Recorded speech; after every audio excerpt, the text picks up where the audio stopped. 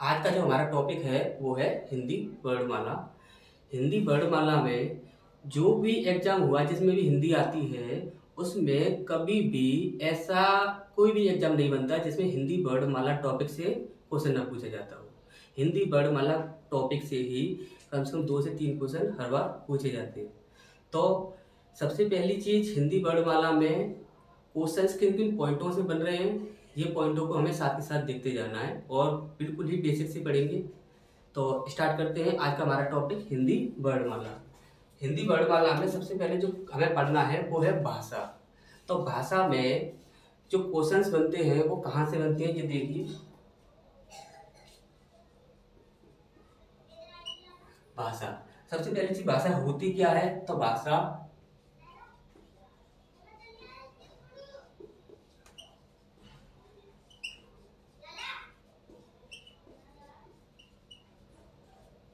तो भाषा होती क्या है, विचारों की जो अभिव्यक्ति होती है वही होती है भाषा। विचारों की अभिव्यक्ति यानी कि किसी व्यक्ति के मन में कोई भी बात आती है जो किसी दूसरे व्यक्ति तक पहुंचानी है, तो एक स्थान से दूसरे स्थान तक अपनी बात को पहुंचाना यही होता है अभिव्यक्ति।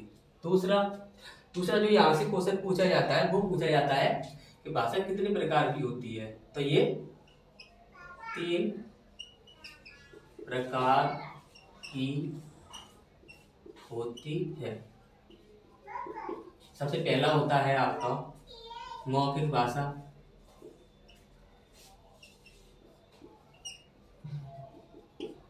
दूसरा होता है आपका लिखित भाषा,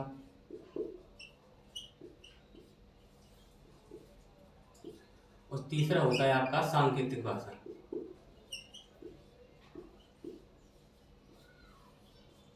यहाँ से क्वेश्चन पूछा जा चुका है भाषा कितने प्रकार की होती है, ये क्वेश्चन एग्जाम में पूछा जा चुका है। तो कितने प्रकार की होती है, 3 प्रकार की। मौखिक भाषा जो कि बोली जा रही है, लिखित भाषा जो कि लिखित रूप में है, सांकेतिक भाषा। सांकेतिक भाषा होती है किसी को अपनी बात को दूसरे तक इशारों से पहुंचाना।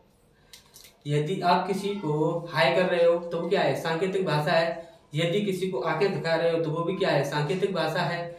आप किसी भी संकेत के माध्यम से अपनी बात को यदि दूसरे तक पहुंचा रहे हो तो वो क्या है, सांकेतिक भाषा। ओके, तो इसके बाद यहां से जो क्वेश्चन पूछा जाता है वो पूछा जाता है लिपि से। तो लिपि देखते हैं।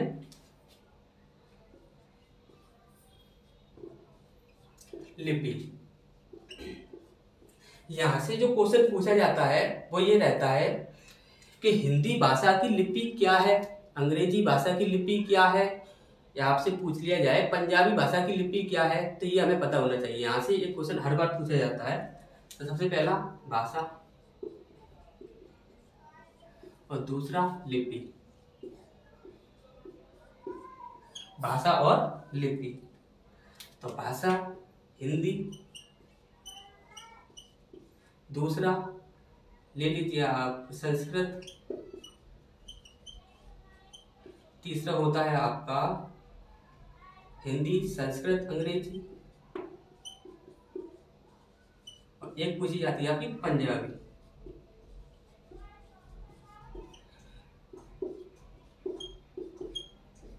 लेकिन जो हिंदी भाषा होती है इसकी लिपि होती है देवनागरी,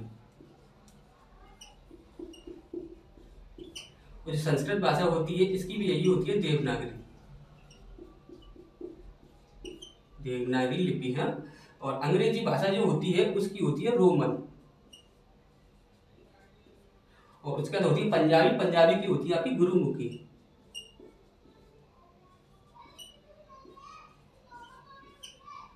तो हिंदी भाषा की लिपि देवनागरी, संस्कृत भाषा की वो भी देवनागरी ही होती है, अंग्रेजी भाषा की रोमन और पंजाबी की गुरुमुखी। ये सारे क्वेश्चन आपके पूछे जा चुके हैं इसलिए आपको बताए जा रहे हैं। ये हिंदी भाषा की जो लिपि है इस प्रकार से पूछ लिया जाता है कि किसी भाषा की लिपि क्या होती है, और यहाँ से पूछा जाता है कि भाषा जो होती है वो कितने प्रकार की होती है। तो भाषा कितने प्रकार की होती है, 3 प्रकार की होती है।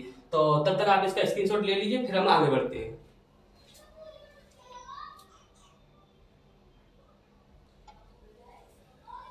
3 ऐसे प्रश्न हैं जो कि बार बार एग्जाम में पूछे जाते हैं। सबसे पहला आपसे ये पूछा जाता है कि ये भाषा किस तरह से लिखी जाती है, यानी कि दाएं से बाएं लिखी जाती है या बाएं से दाएं लिखी जाती है। दूसरा, सर्वप्रथम भाषा का प्रयोग किस रूप में किया गया था। तो देखते हैं उन क्वेश्चंस को। सबसे पहला, अरबी भाषा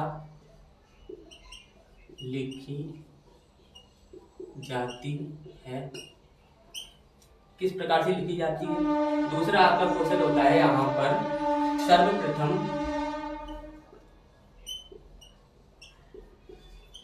भाषा का प्रयोग हुआ था। सर्वप्रथम भाषा का प्रयोग किस प्रकार से हुआ था, मतलब कि उसका कहने का मतलब ये रहता है कि लिखित रूप में हुआ था या मौखिक रूप में हुआ था या सांकेतिक रूप में हुआ था, इस प्रकार से उसका कहने का मतलब रहता है।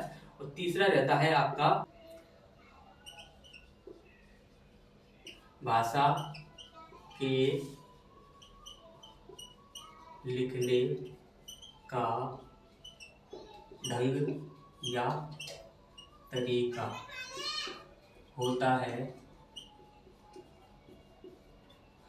ये आपके ये 3 क्वेश्चंस हैं, ये काफी बार पूछे गए हैं। तो अरबी भाषा लिखी जाती है तो ये पूछा जाता है दाएं से बाएं या बाएं से दाएं। अगर आपको बोला जाए हिंदी भाषा लिखी जाती है तो देखिए हिंदी जब हम लिखते हैं तो यहाँ से स्टार्ट करेंगे और ये लिखेंगे, या तो अरबी जो लिखी जाती है वो दाएं से बाएं लिखी जाती है। ठीक, तो दाएं से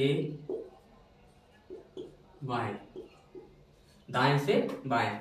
इसके बाद सर्वप्रथम भाषा का प्रयोग हुआ था तो किस रूप में हुआ था ये पूछा जा रहा है। तो सर्वप्रथम जो भाषा का रूप प्रयोग जो हुआ था वो हुआ था आपका मौखिक रूप में।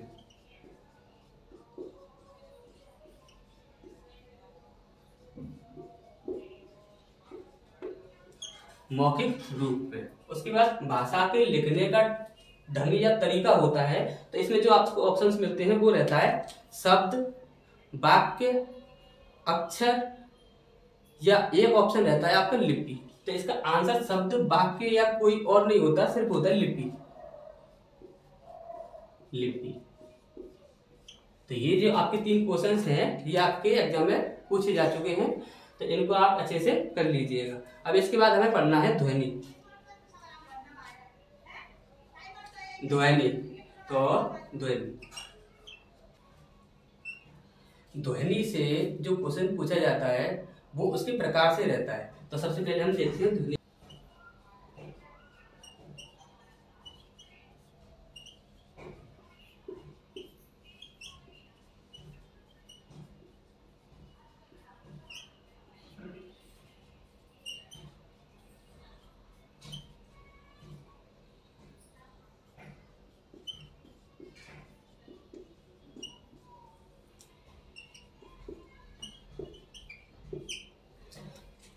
ध्वनि क्या होती है, तो ध्वनि मौखिक भाषा का वह रूप होता है जो सुनाई दे लेकिन दिखाई ना दे। अब इसके प्रकार क्या होती है, जहाँ से क्वेश्चन का आंसर पूछा जाता है, तो ये 2 प्रकार की होती है।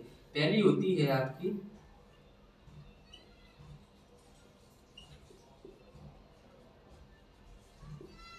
ध्वनि स्वर्निम, और सेकंड रहती है आपकी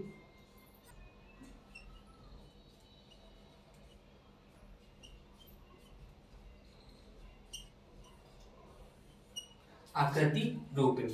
तो आपसे पूछा जाता है कि ध्वनि का वह रूप जिसके खंड ना किए जा सके।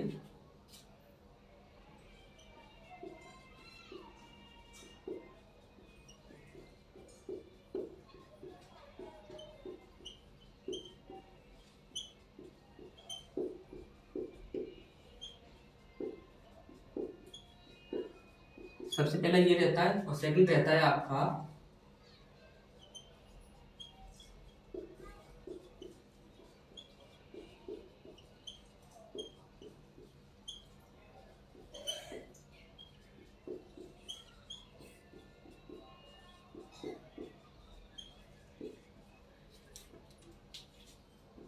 देखिए, जो ध्वनि का वह रूप जिसके खंड ना किए जा सके तो उसे क्या कहेंगे, तो उसे ध्वनि स्वर्निम नहीं स्वनिम कहते हैं।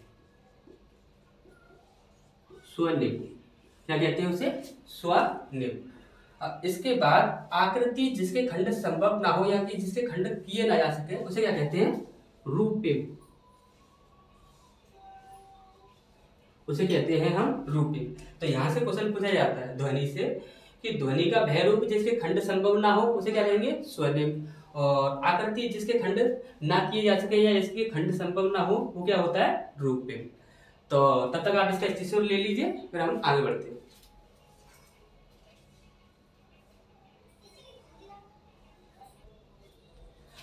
इसके बाद जो क्वेश्चंस पूछे जाते हैं वो रहते हैं आपके वर्ड और शब्द से। सबसे पहले जान लेते हैं वर्ड क्या है। तो वर्ड,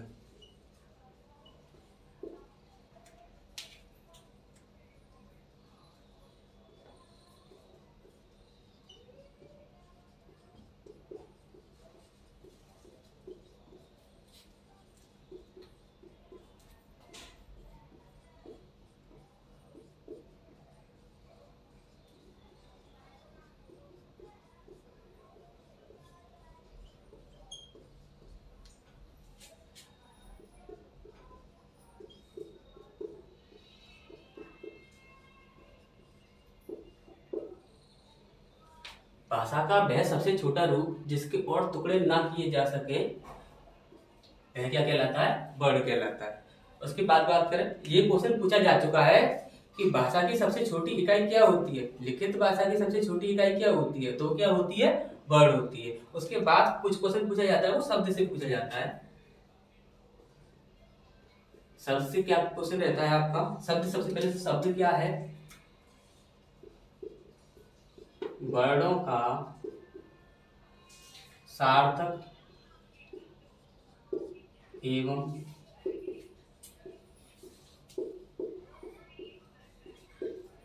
व्यवस्थित रूप। वर्णों का सार्थक एवं व्यवस्थित रूप। तो ये सार्थक क्या होता है, सार्थक का अर्थ होता है अर्थ के साथ, क्या, अर्थ के साथ, अर्थ के साथ। और ये व्यवस्थित का अर्थ यहां पर होता है क्रम से लगे हुए। क्रम से लगे हुए इसका मतलब होता है व्यवस्थित, और सार्थक का अर्थ होता है अर्थ के साथ। देखिए शब्द जो होता है सार्थक रूप में होता है, ये बिल्कुल सही है, और व्यवस्थित रूप में होता है, ये भी बिल्कुल सही है। यदि हम यहाँ पर लिखें सार्थक ना हो वो, यदि शब्द सार्थक ना हो तो फिर भी वो शब्द कहलाएगा। जैसे कि अभी हमने बोला यहाँ पर, इसके प्रकार से बताते हैं हम आपको कि प्रकार से किस प्रकार से क्वेश्चन पूछा जाता है, जो हम बताने की आपको कोशिश कर रहे हैं। देखिए ये दो प्रकार के होते हैं। सबसे पहला होता है आपका सार्थक और दूसरा होता है आपका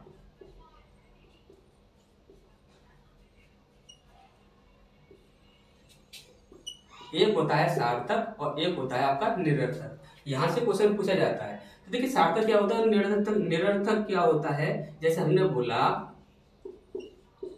रोटी सोटी, और यहां पर हमने बोला रोटी सोटी।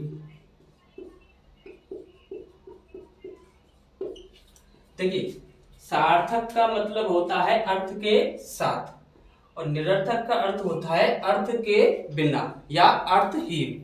तो यहां पर हमें पूछ रहा है कि सार्थक कौन सा है, तो सार्थक कौन सा होगा। रोटी का मतलब आपको पता होता है कि रोटी क्या है, अच्छे से आप लोग जानते हो, लेकिन सोटी का मतलब पता है आपको, नहीं पता। तो ये यहाँ पर नहीं आएगा, सार्थक में ये नहीं आएगा और ये आएगा। दूसरा निरर्थक, निरर्थक रोटी का अर्थ आपको पता है, हाँ पता है आपको, तो ये यहाँ पर गलत हो जाएगा, तो ये निरर्थक में नहीं आएगा। लेकिन सोटी, सोटी का अर्थ आपको पता है, हाँ पता है, तो ये यहाँ पर इसमें आएगा। तो समझ आ गया होगा आपको शब्द में क्वेश्चन कहाँ से पूछा जाता है, सार्थक और निरर्थक से पूछा जाता है। और भी काफी सारे तरीके होते हैं शब्द से क्वेश्चन बनाने के, वो अलग तरीके के होते हैं, वो अलग तरीके से बताएंगे। तो यहाँ पर ये सोटी क्या है, सोटी वह शब्द है जिसका अर्थ नहीं है। अभी हमने बोला था आपको व्यवस्थित रूप, यदि व्यवस्थित रूप की बात करें, जैसे हमने लिखा राजन, राजन में जब रा लिखा उसके बाद जा लिखा फिर ना लिखा, तो ये क्या है, एक व्यवस्थित रूप। और इसी प्रकार से हो जाएगा अव्यवस्थित रूप, अव्यवस्थित हो जाएगा, क्या हो जाएगा, अरे हमने यहाँ पर लिख लिया जा, ये रा लिख दिया, ये ना लिख दिया। अब ये क्या है, ये अव्यवस्थित रूप है। अव्यवस्थित रूप क्यों है, क्योंकि इसका अर्थ नहीं मिल पा रहा है। तो ये क्या हो गया आपका निरर्थक शब्द, और यहाँ पर ये क्या हो गया आपका सार्थक शब्द, क्योंकि राजन का अर्थ हमें पता है, और जरान का शब्द, जो जरान शब्द जो हमारा बना है, जो हमने अव्यवस्थित कर दिया, तो उसका अर्थ हमें नहीं पता। तो इसके बाद हमें देखना है वाक्य। तो वाक्य क्या होता है, वाक्य क्या होता है, तो वाक्य होता है आपका शब्दों का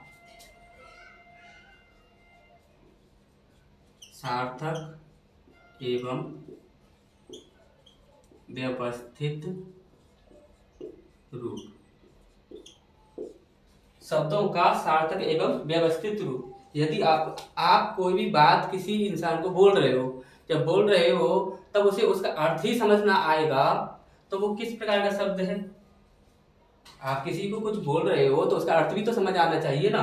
तो क्या हो गया सार्थक, यानी कि अर्थ समझ आना चाहिए। और व्यवस्थित, व्यवस्थित होगा तभी तो अर्थ निकलेगा, यदि व्यवस्थित नहीं होगा तो अर्थ भी नहीं निकलेगा, सीधी सी बात है। तो सार्थक एवं व्यवस्थित रूप क्या कहलाएगा, वाक्य कहलाएगा।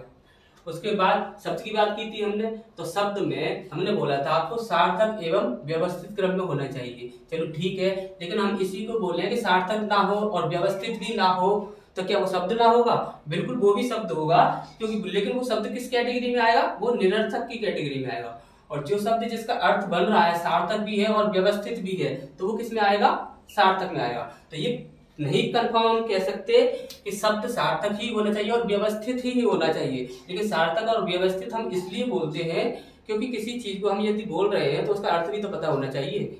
लेकिन ग्रामेटिकल रूप में देखा जाए तो निरर्थक शब्द के रूप में भी वो आ जाता है। तो तब तक आप इसका स्क्रीनशॉट लीजिए, फिर हम आगे बढ़ते हैं।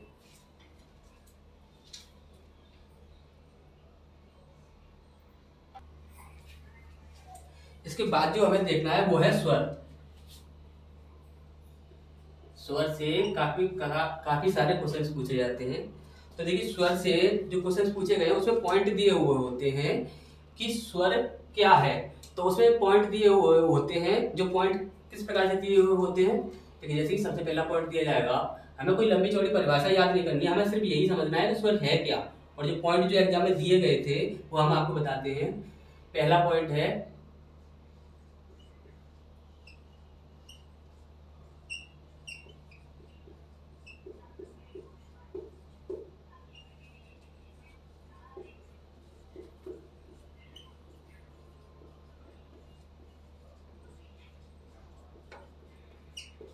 जिनके उच्चारण में घर्षण या अवरोध ना हो।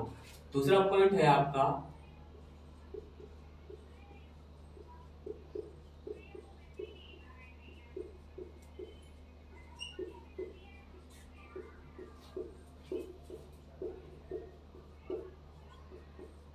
जो स्वतंत्र रूप से उच्चारित होते हो। और तीसरा पॉइंट जो रहता है आपका वो रहता है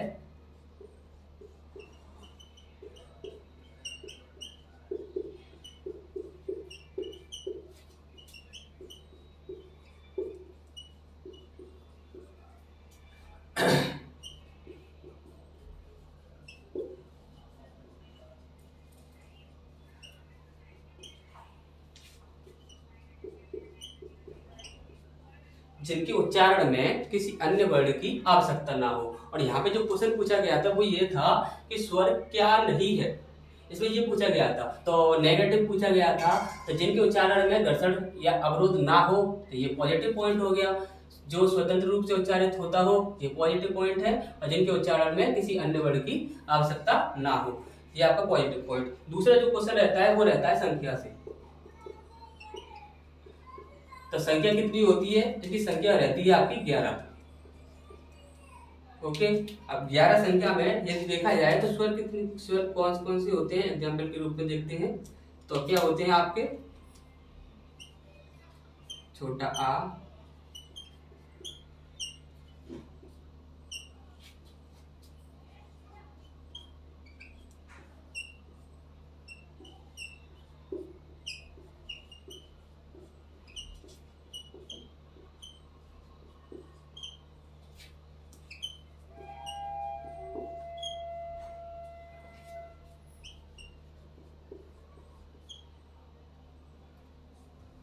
देखिए जो स्वर जो आपके होते हैं वो टोटल 11 ही होते हैं। 1 2 3 4 5 6 7 8 9 10 और 11। यदि बात की जाए कि हिंदी में स्वर कितने होते हैं, तो 11 होते हैं।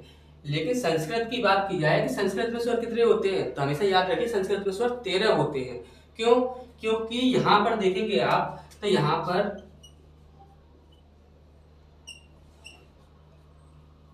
इन दोनों को ऐड नहीं किया जाता है। इन दोनों के बारे में हम अलग से बताएंगे, इसमें भी काफी प्रकार के क्वेश्चन पूछे जाते हैं अलग से, तो इसे हम अलग से बताएंगे अभी इसके बाद। तो यहाँ पर जो क्वेश्चन रहता है वो संख्या से रहता है और ये स्वर कितने हैं, इतने हैं। अब आपसे जो स्वर से जो क्वेश्चन रहता है वो यहाँ पर रहता है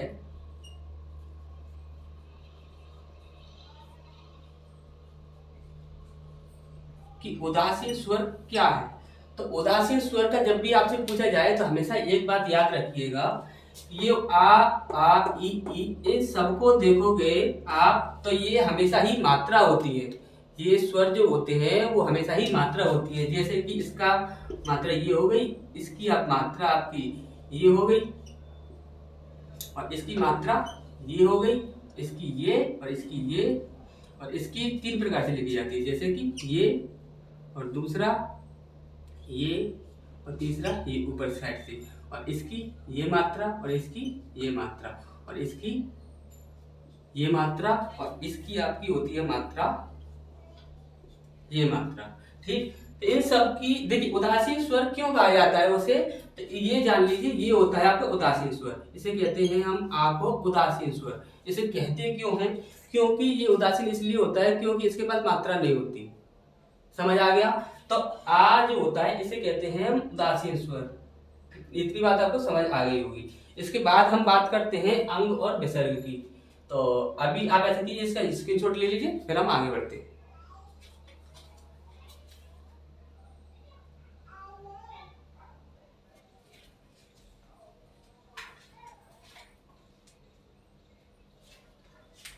तो अभी जो हमें पढ़ना है वो है,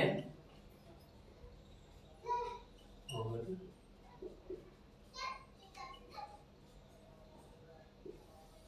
इनसे जो क्वेश्चंस पूछे जाते हैं आपसे डायरेक्ट पूछा जाता है कि इसे क्या कहते हैं, दूसरा इसे क्या कहते हैं, उसके बाद पूछा जाता है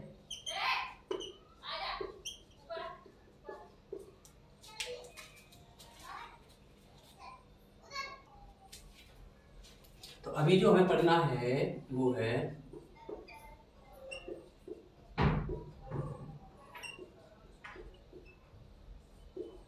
यहां से जो क्वेश्चन बनते हैं वो ये रहता है इसे क्या कहते हैं, दूसरा इसे क्या कहते हैं, तीसरा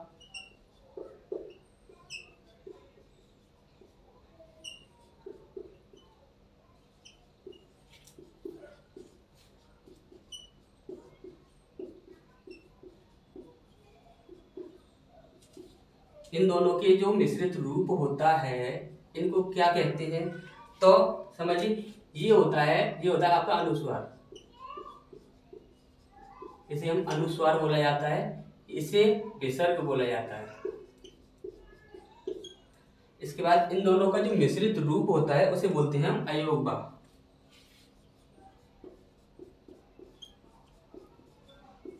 इसे बोलते हैं अयोग्य। दूसरा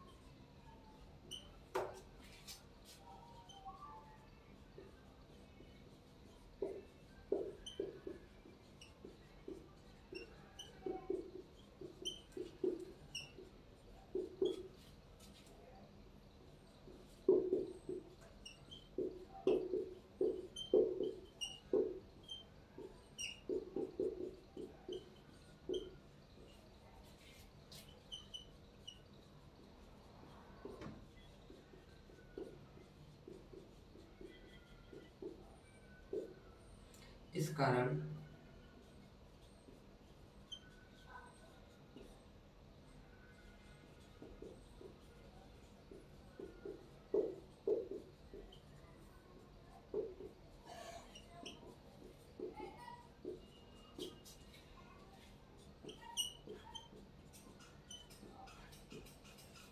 देखिए, हिंदी में अंग और विसर्ग को स्वर नहीं माना जाता, लेकिन संस्कृत में अंग और विसर्ग को स्वर माना जाता है। यदि अंग और विसर्ग को हिंदी में भी स्वर मान लिया जाता तो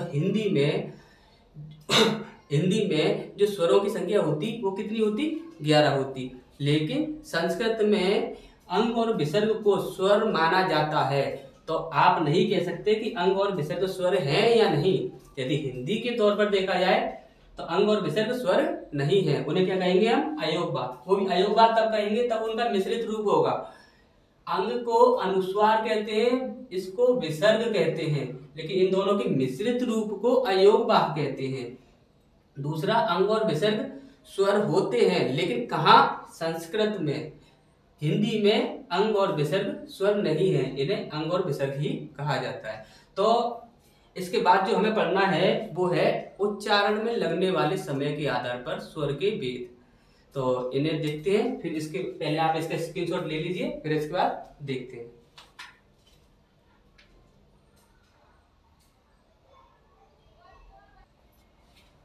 तो अभी जो हमें पढ़ना है वो है उच्चारण में लगने वाले समय के आधार पर स्वर के भेद। देखिए, आप लोगों ने शायद ना पढ़ा हो या पढ़ा हो तो 3 प्रकार के होते हैं, ह्रस्व स्वर, दीर्घ स्वर और प्लुत स्वर। इतना सभी ने पढ़ा होगा, लेकिन इनके कुछ और भी नाम होते हैं। उन नामों से क्वेश्चंस पूछे जा रहे हैं। अब पहले जो क्वेश्चंस पूछे जाते थे वो डायरेक्ट पूछा जाता था, इनमें से ह्रस्व स्वर क्या है, प्लुत स्वर क्या है, या फिर आपका पूछा जाएगा कि दीर्घ स्वर क्या है। अब क्वेश्चन जो पूछे जा रहे हैं वो अन्य नामों से पूछे जा रहे हैं, तो अन्य नाम क्या होते हैं इनके, वो भी साथ ही साथ हम जान लेते हैं। सबसे पहला होता है इसका ह्रस्व। इसे अन्य नाम होता है इसका एकमात्रिक।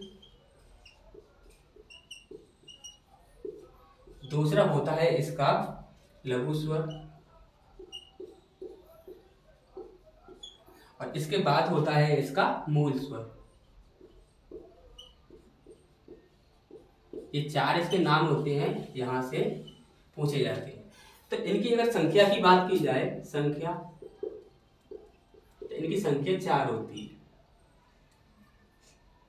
एग्जाम्पल,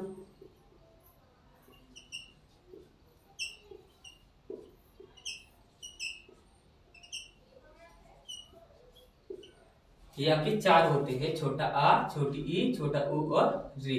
संख्या में आपके 4 होते हैं। नाम क्या है, ह्रस्व स्वर या एकमात्रिक स्वर या लघु स्वर या मूल स्वर। ठीक, इसके बाद जो होता है वो होता है आपका दूसरा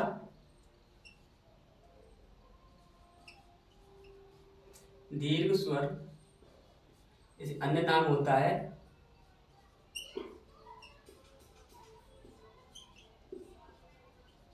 द्विमात्रिक स्वर। इसके बाद जो इसका अगला नाम होता है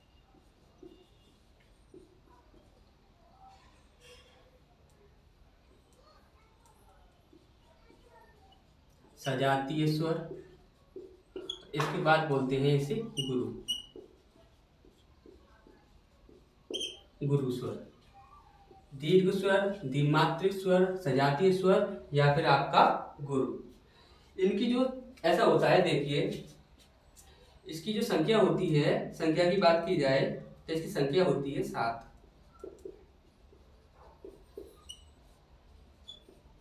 संख्या होती है 7। लेकिन इसे दीर्घ स्वर, द्विमात्रिक स्वर और सजातीय स्वर इन्हें कहते क्यों हैं, ये चीज हमें जाननी है। सबसे पहले दीर्घ स्वर यानी कि बड़ा स्वर, द्विमात्रिक स्वर यानी कि सबसे पहला है आपका ह्रस्व स्वर। ह्रस्व स्वर में क्या होता है, जिनके उच्चारण में केवल एक मात्रा के बराबर समय लगे उसे कहते हैं हम ह्रस्व स्वर। ह्रस्व स्वर क्या होता है, जिनके उच्चारण में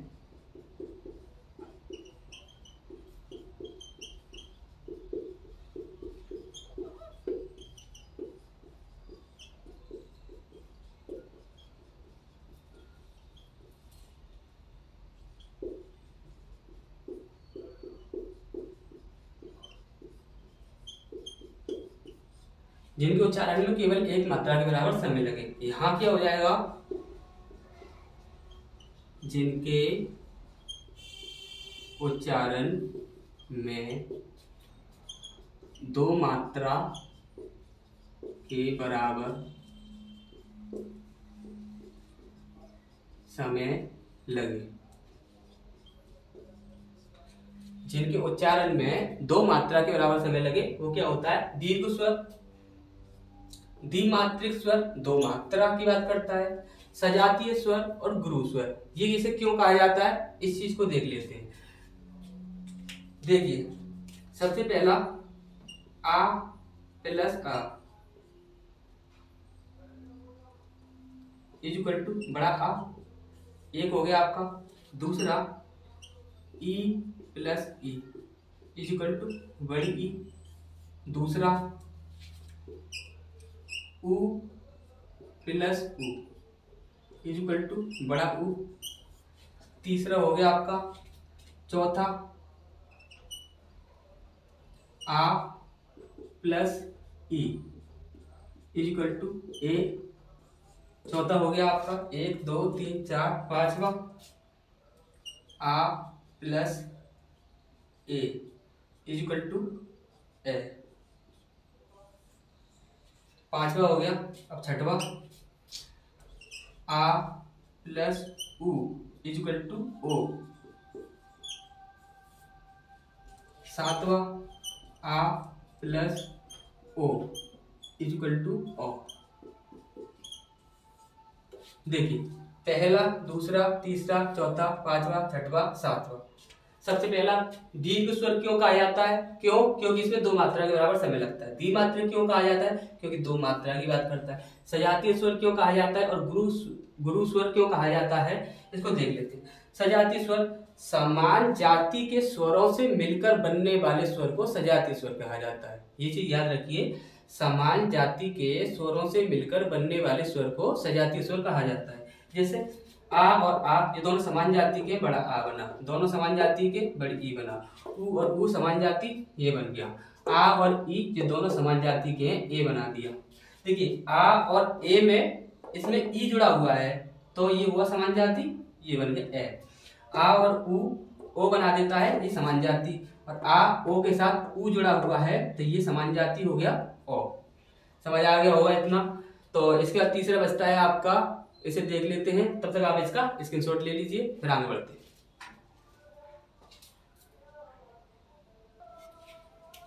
इसके बाद जो हमारा तीसरा बचता है वो रहता है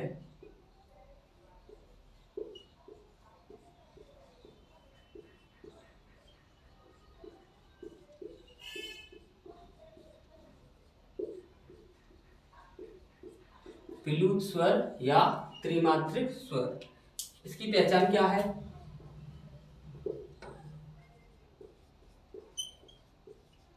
जिसके उच्चारण में तीन या उससे अधिक मात्रा के बराबर समय लगे। जिसके उच्चारण में तीन या तीन से अधिक मात्रा के बराबर समय लगता है उसे कहते हैं हम प्लूत स्वर या त्रिमात्रिक स्वर। इसके एग्जाम्पल की बात करें,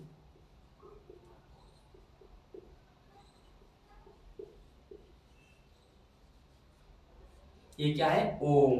तब कभी भी हम ओम बोलते हैं ऐसा नहीं बोलते ओम बोल के छोड़ दिया एकदम से, ऐसा नहीं बोलते, इसे लंबा जाता है ये ओम। तो इसमें क्या होता है कि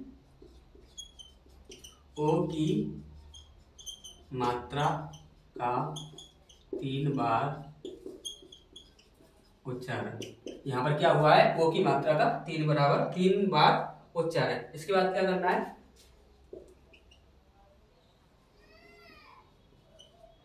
इसे देखें हम। इसमें क्या है, राइम जो बोला जाता है इसमें ना आ की मात्रा,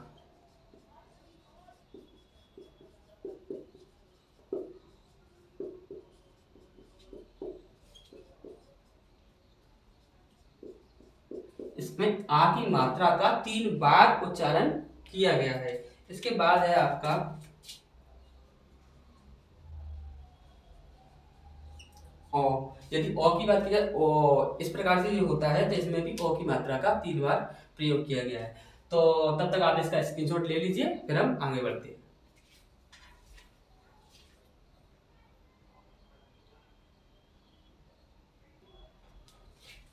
अभी जो हमें पढ़ना है वो है जीवा के भाग के आधार पर स्वर के भेद। इसमें क्वेश्चन जो पूछे जाते हैं वो रहते हैं, जैसे कि जीभ से जब हम उच्चारण करते हैं तो आगे का भाग होता है, एक बीच का भाग होता है और एक पीछे का भाग होता है। तो यहाँ पर पूछा जाता है कि कौन सा स्वर अग्रज है,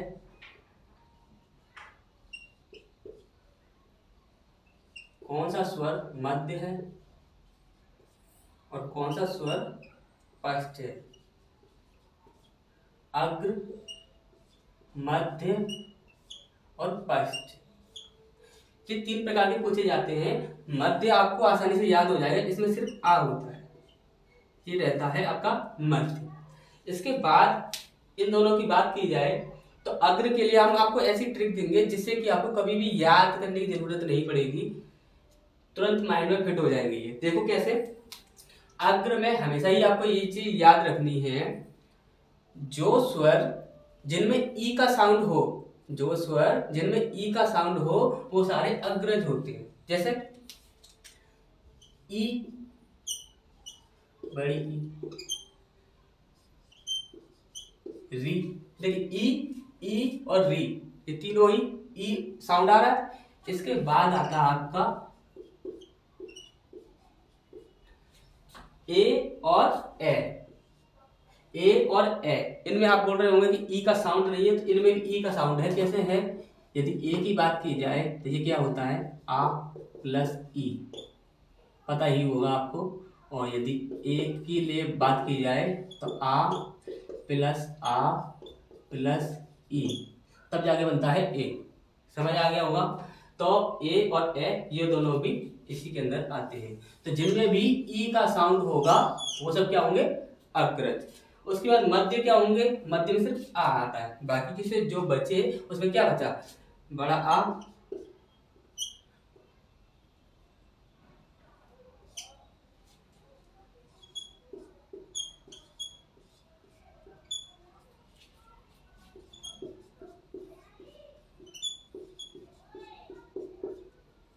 बस ये बचे आपके। देखिए बड़ा आ, उ और बड़ा उ, ओ और ओ, ये सभी किस में आ जाएंगे, पश्च में। आपको सिर्फ इतना याद रखना है, मध्य में क्या आता है, छोटा आ आता है। उसके बाद अग्र में क्या आएंगे, अग्र में आएंगे जिनमें ई का साउंड आता हो वो सारे किस में आ जाएंगे, अग्र में आ जाएंगे। और पश्च में क्या आ जाएंगे, बाकी के जो भी बचे वो पश्च में आ जाएंगे। ये याद ही है और ये याद रहेगा और ये बाकी के अपने आप ही बन जाएंगे। तो इसके बाद आगे चलते हैं, फिर इसका स्क्रीनशॉट ले लीजिए।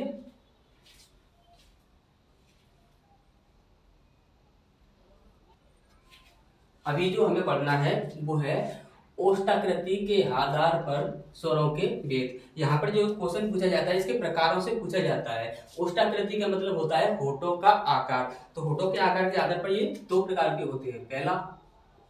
पहला होता है आपका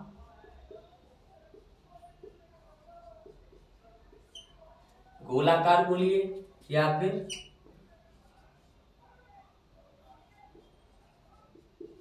वृत्ताकार बोलिए। दूसरा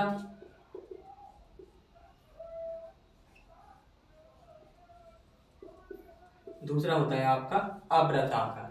तो वृत्ताकार और अवृत्ताकार का मतलब क्या है, देखिए वृत्ताकार और अवृत्ताकार में सिर्फ इतना है, जब भी आप किसी स्वर को बोलेंगे, यदि आपके बोलने में, यदि उस स्वर को बोलने में आपके होठों की आकृति गोल हो जाए तो वहां पर क्या होगा, वृत्ताकार। यदि गोल नहीं हो रही है तो वो अवृत्ताकार। जैसे कि आप बोल के देख लीजिए जी, आ बोलेंगे तो वो अवृत्ताकार में आ जाएगा। आ नहीं बन रही है, बड़ा आ बोलिए फिर भी नहीं बन रही है। ई बोल के देखिए फिर भी नहीं बन रही है, बड़ी ई उसमें भी नहीं बनेगी। ऊ बोल के देखिए गोल हो जाता है तो ऊ इसमें आ जाएगा। बड़ा ऊ बोलेंगे तो वो भी ऊ, तो वो भी आपका गोल हो जाएगा। यहाँ पर री यहाँ पर आ जाएगा, ए यहाँ पर आ जाएगा,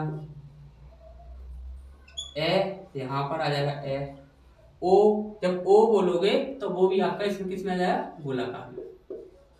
उसके बाद ओ बोलते हैं, ओ, तो ओ भी किस में आ जाता है, इसमें आ जाता है। क्यों ओ किस में आएगा, इसमें आएगा, क्योंकि ओ बोलने पर भी हमारे होठों की जो आकृति होती है वो गोल हो जाती है।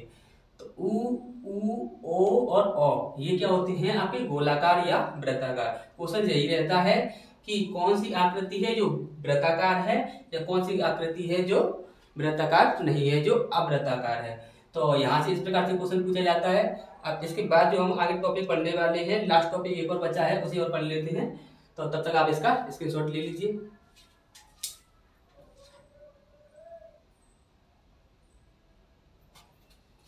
इसके बाद जो हमें पढ़ना है वो है मुखाकृति के आधार पर स्वरों के भेद। तो मुख की आकृति के आधार पर स्वरों के भेद, यानी कि खुलना, बंद होना, कितना खुल रहा है, आधा खुल रहा है या पूरा खुल रहा है या फिर गोलाकार बन रहा है। तो मुख की आकृति के आधार पर स्वरों के भेद। तो देखते हैं, विवृत या खुलना, जब बड़ा आ बोलते हो तो आ इस प्रकार से आपका पूरा मुंह खुल जाता है, तो ये क्या हो जाता है, विवृत यानी कि खुलना, यानी कि पूरा खुलना। ठीक है। इसके बाद अब अर्ध विवृत, अर्ध विवृत यानी कि आधा खुलना। तो छोटा आ, ए और ओ, ये किस इसमें क्या होता है कि आधा खुलता है। समवृत, समवृत के साथ खुलना, तो ई ऊ और री, ये चार, ये आ जाते हैं 1 2 3 4 और 5। इसके बाद बचता है आपके ये दो अर्ध समवृत में, अर्ध समवृत में ए और ओ। यहाँ से क्वेश्चन पूछे जाते हैं। तो आप लोगों ने अच्छे से इन चीज़ों को समझ लिया होगा। इसके बाद हम जो बाकी का जो टॉपिक है हमारा, तो वो स्टार्ट करते हैं हम नेक्स्ट क्लास में। आज के लिए बस इतना ही छोड़ते हैं कि वीडियो काफ़ी लंबा हो गया है। तो मिलते हैं फिर नेक्स्ट क्लास में।